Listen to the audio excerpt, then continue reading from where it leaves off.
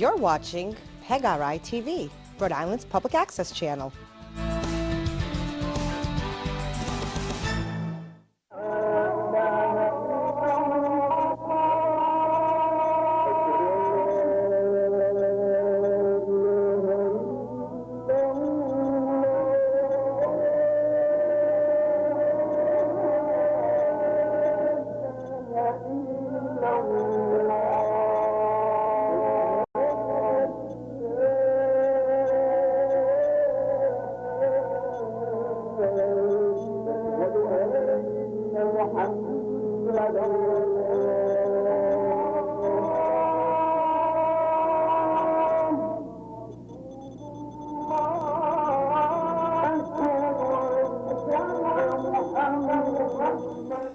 Salam. My name is Sheikh Abu Hakim Abdullah, President Chairman of Al Masjid Sharia Law, AMSA, a non-profit religious organization operating in the state of Rhode Island, USA. We have looked at many of our programs coming out of this organization, many programs coming out of this organization. And you have heard part of our objectives. I'm going to explain our objectives to you again. Our objectives is one, not one, but is, to try to get brothers and sisters, the Muslims, to stand up for the purity of Islam, to stand in defense of the purity of Islam, and bring about one ummah in Islam. Not divisions or split up or whatnot, but one ummah in Islam. Also, to establish an Islamic center in Rhode Island that would deal with the true religious positions of Islam and stand up for those positions in Rhode Island and New England. Also, to put in this a studio that would do our own studio that would be able to do television shows for the internet, conversation, interviews, help in the development of other programs that are coming up in New England, assist Muslims to stand up for their way of life,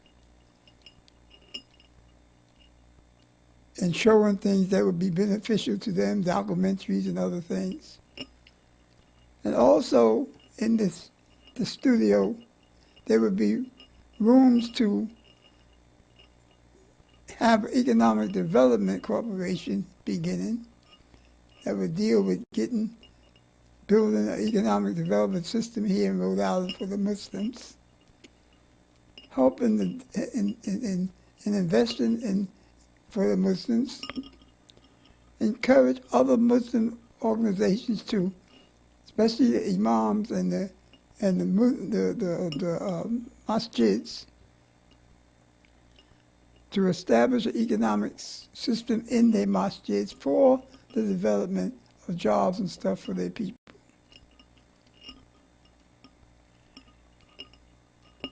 And it goes on, etc.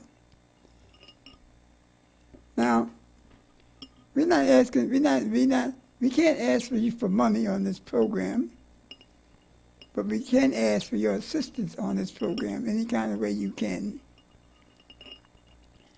We can ask for that assistance on any kind of way you can give it. The address you have come on at the end of the program. We need all the assistance we can get. We have put together things that we know that we need and should have in a studio. And we like to have your assistance to help us receive these things. and to get mail from you and put together newsletters and whatnot.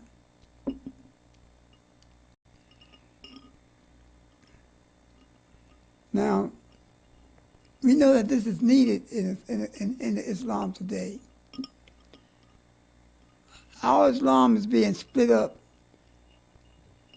in all different kind of cakes, like a cake, being cut, split up like a pie. Pieces going here, pieces going there, pieces going here. Allah once said in Quran, and he said it in the Quran, it's still being said in Quran as long as you read it, that when the desires into the hearts of the Muslim, the believer, the mu'min, and the Muslim, which are two different things. Muslim, yes, as one, but also a mu'min, a believing Muslim. That when the desires into the hearts of that person, so does the devil, so does Shaitan, Iblis, Satan, whatever name you want to call this evil, will enter the hearts of them people. Everybody included. The only desires that we should hold in our hearts is the desire to serve Allah. The desire to serve Allah. Repeat that one more time. The desire to serve Allah. The contract we signed with Allah when we took the Shahada, which is called acknowledgement, gives to Allah all of ourselves in this world. All of ourselves in this world. We become then slaves to Allah.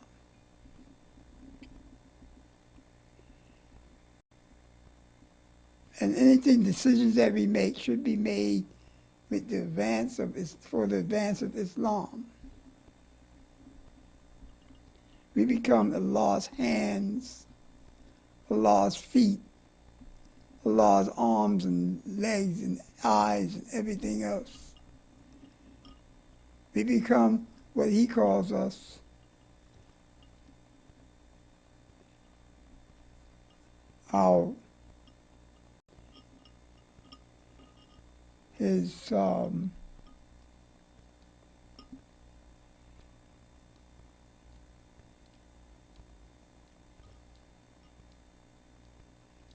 His monitors, his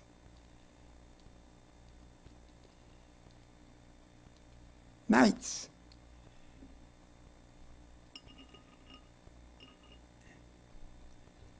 his chancellors. We become a leader on this earth in religion, in way of life. But we must be obedient to Allah all the time, at all times. We don't have the right to make decisions for ourselves any longer because of law. We give that right to Allah.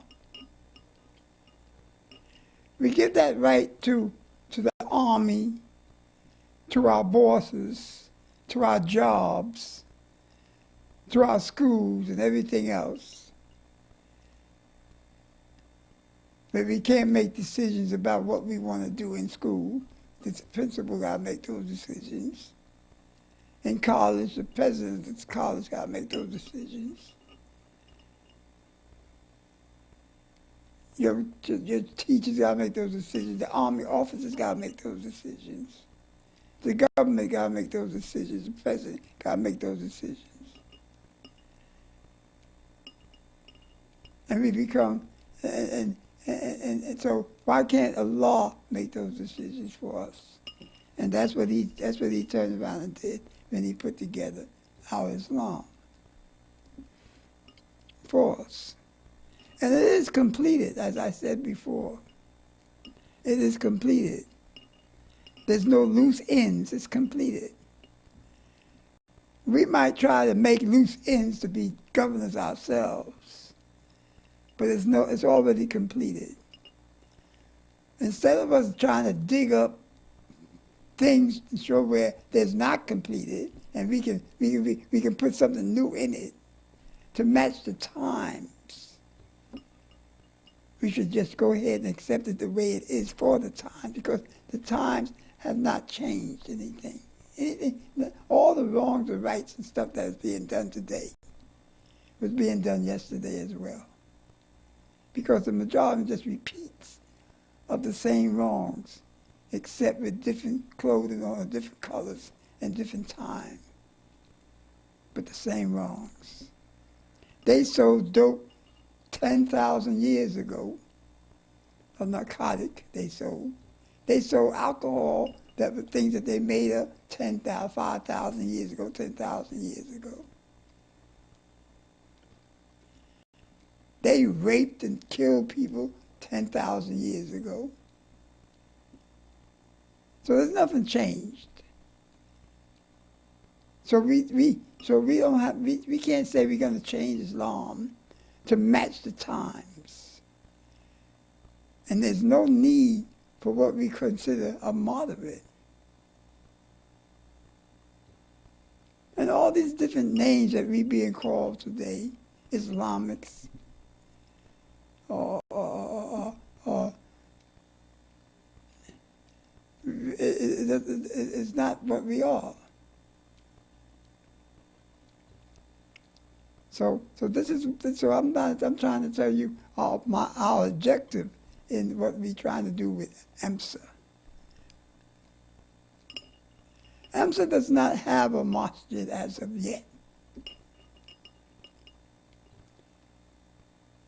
AMSA is only an organization consisting of a few people or one person. There's a few people belonging that took shahadas in AMSA.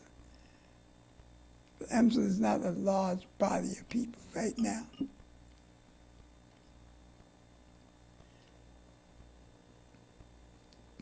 One of the reasons why it's not a large body of people is that we're building up to follow the Siratal Mustaqim, the straight path in Islam. And not to pick up all the stuff that's going on today and put it into a building or a storefront or a funeral home or a garage or something like that and call it a masjid, because it's not. Allah described what our masjid should be. And that's what we must match it to today and tomorrow and the next day and next year, next 2 years, or next 10 years, or 100 years. It should be built from the ground up. It should be maintained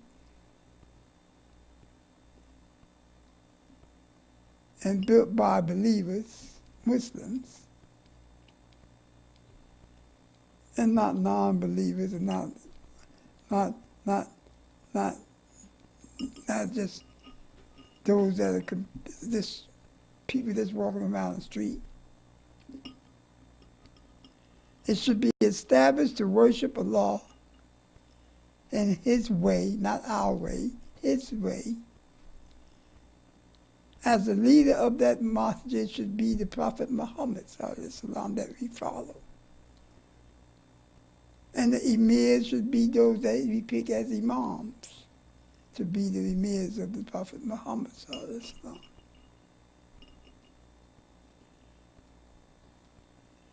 There's no getting around that.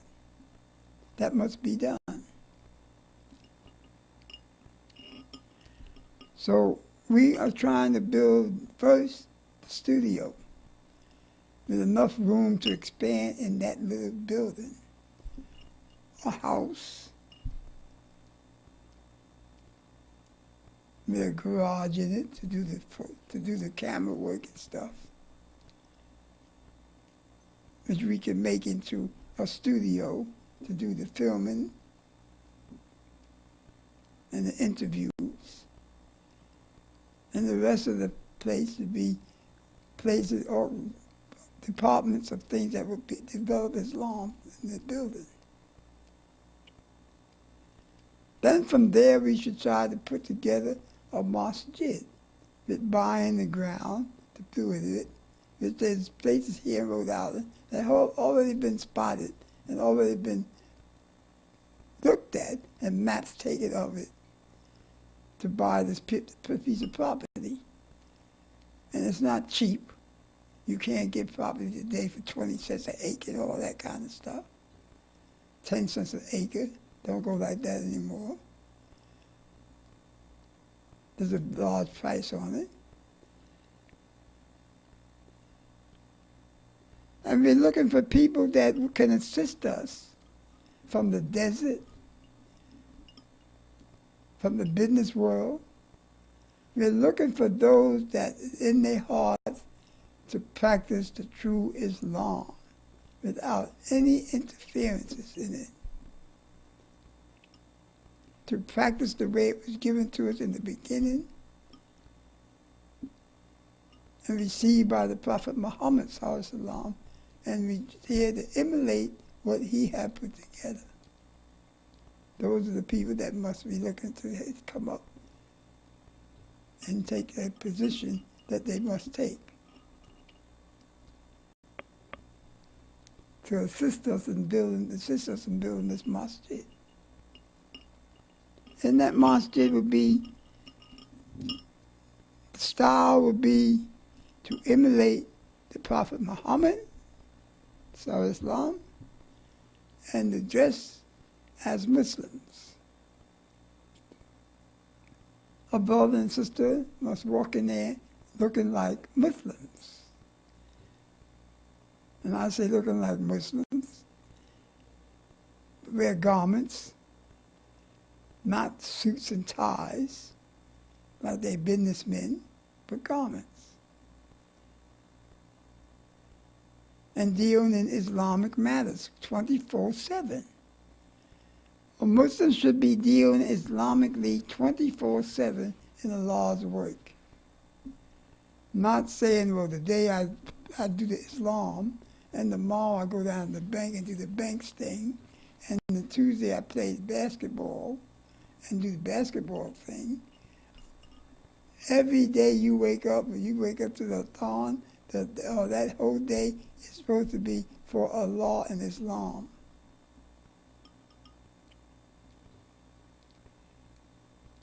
And any work that you do to make money should be dealt on a law's scale how to do it. And with the rules and regulations of Islam on you as you do it.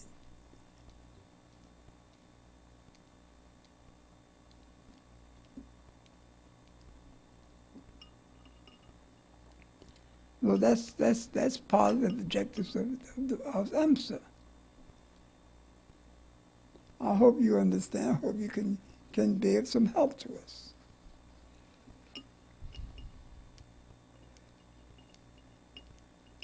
There's other organizations out there that have ties to each other, that have ties, as it's written, as it's being seen, to the people that's turning around and bombing us. I'm not going to say who or where, but these organizations have ties to different things that are not correct in Islam. And we should not deal with these things Islamically.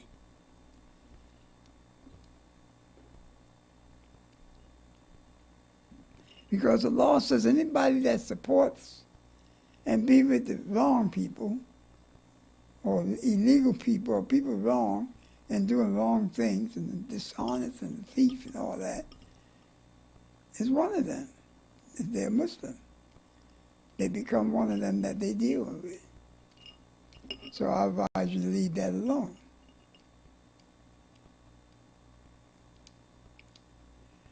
So I'm hoping that you understand what I'm saying and do the right thing. I'm not going to sit here and give you a bunch of hadiths, and all that to convince you. I give them to you in pieces. I give you sayings of the Quran in pieces. And I try to be straight up with you.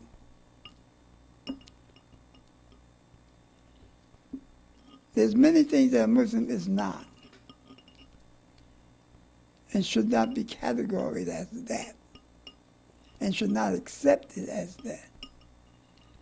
Yes, I'm a fundamentalist, but not the fundamentalists they trying to make the bad guy here in this country and other countries that European. I'm a fundamentalist, as the dictionary says, one that would like to take things back to its original form. That's what I am. I'm like the Salvation Army that calls themselves a soldier of the law. The Jehovah's Witness that calls themselves the soldiers of the law. And I consider myself a soldier of the law. To defend the law with my mouth, with my hand if necessary, and my heart.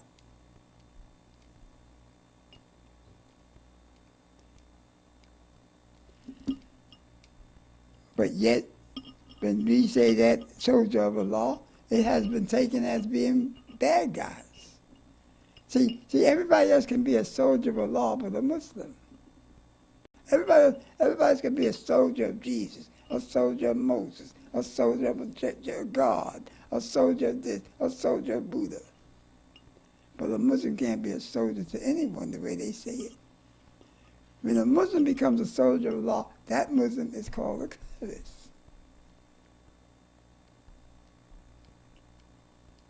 That's what they're saying. Or Islamists.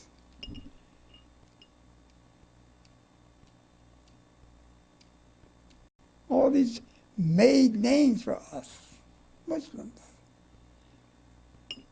I'm a devout Muslim. I believe in the law. I believe in the Quran and the Hadiths. I accept the Quran and the Hadiths. I accept the Hadiths as what the Prophet Muhammad ﷺ did, or like they say, his sunnah, his way. Well, I go along with what he says. Allah says, I give you nothing of my own, that everything I give to you comes through me to you from Allah. So whose sunnah is it? It's the sunnah of Allah, Allah's way. That's what he made it, and that's what I accept it as, what he says. Not his sunnah, Allah's sunnah, because he was a servant of God. He's not like Jesus Christ, or you're going to make him a son of God. He's not the son of God. He's a servant of God, a creation of God, a creation of Allah, the God. That's what it means, the God.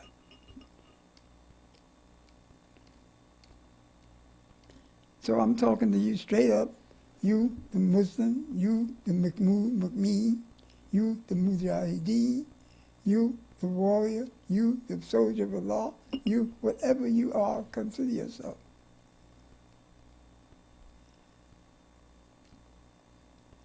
But I'm taking the names where the law calls us. The viceroy.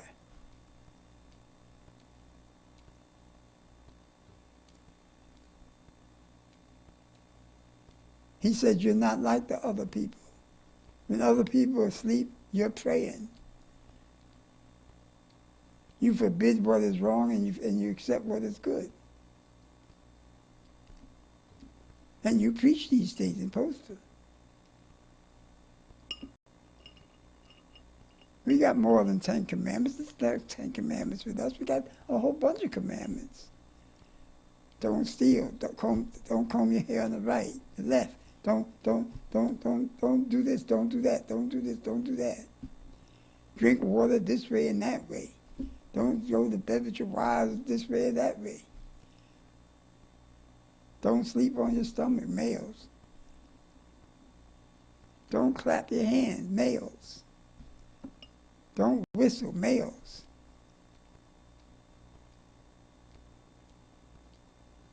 You see, this is the kind of stuff we got a whole bunch of commandments. Our whole way of life is a bunch of commandments.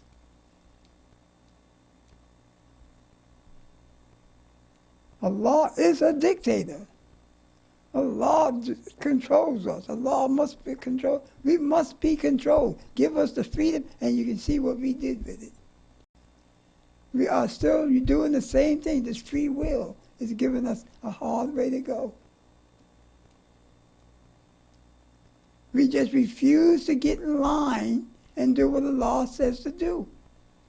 There's some of us that's doing it, and some of us that's halfway doing it.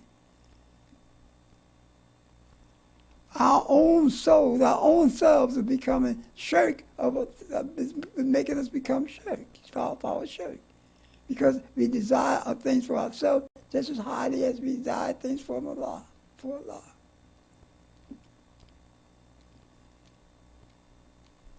The first thing come out of our mouths is I. I want to, I like to have, I want this, I want that.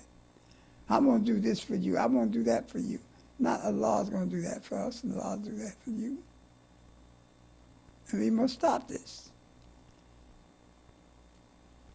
You must put yourself in a position to be the servant of Allah, a slave of Allah. That's what the Prophet Muhammad ﷺ called himself. A servant of Allah, a slave of Allah.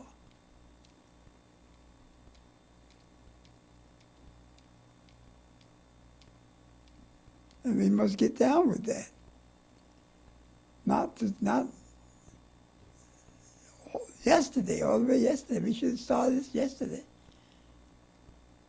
We got Muslims today killing each other. We got Muslims don't even know who they are.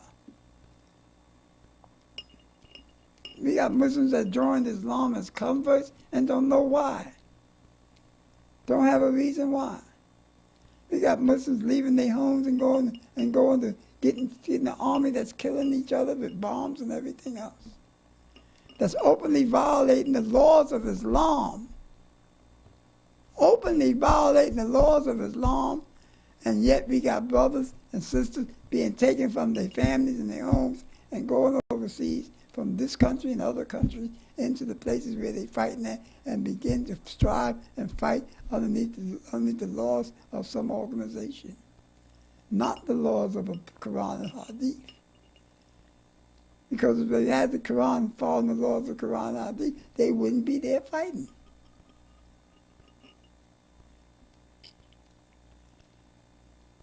And it's a reality today. You just cannot do like you did 1,400 years ago and put a sword in your hand and ride on a piece of land in another person's village and scare them off of it, and that becomes yours. It doesn't work like that anymore. You can't develop people's land away no more. You want to change the state, you must change the philosophy. And that you have a right to do.